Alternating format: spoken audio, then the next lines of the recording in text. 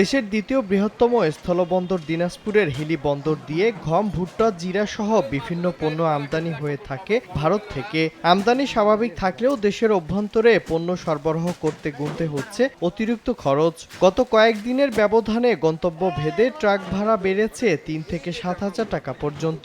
বিশেষ করে ঢাকা, চট্টগ্রাম ও সিলেট রোডে ট্রাক ভাড়া যেমন কঠিন হয়ে পড়ছে, তেমনি ভাড়া বেড়েছে উল্লেখযোগ্য হারে। আগে যেখানে ঢাকা যেতে ট্রাক ভাড়া লাগতো ১৮ থেকে ২০,০০০ টাকা, এখন তা বেড়ে দাঁড়িয়েছে ২৫ থেকে ২৭,০০০ টাকায়। একইভাবে বেড়েছে অন্য রুটের ভাড়াও। এতে ব্যবসায়ীরা পড়েছেন চরম বিপাকে।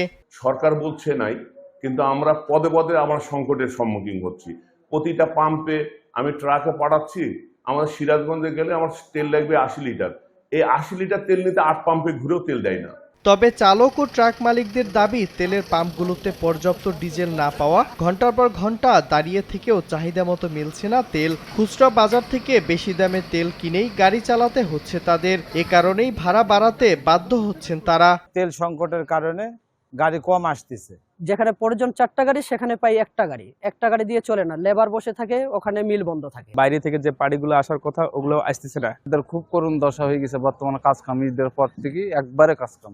হিলি স্থলবন্দর থেকে প্রতিদিন চাল, ডাল, ভুট্টা, ভুসি সহ বিভিন্ন পণ্য নিয়ে ২ থেকে ৩০০ ট্রাক দেশের বিভিন্ন অঞ্চলে পণ্য পরিবহন করে থাকে। সময় সংবাদ, হিলি।